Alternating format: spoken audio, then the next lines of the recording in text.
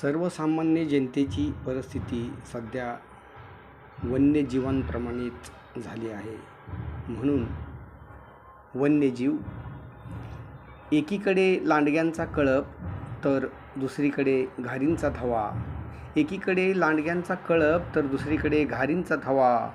व्याकुळ झालेत वन्यजीव, आता नेक नवीन राजा हवा, आता नेक नवीन राजा हवा. जंगल संपत्तीचा ऱ्हास होतोय जिथे लांडग्यांचा सहवास होतोय. जंगल संपत्तीचा ऱ्हास होतोय जिथे लांडग्यांचा सहवास होतोय.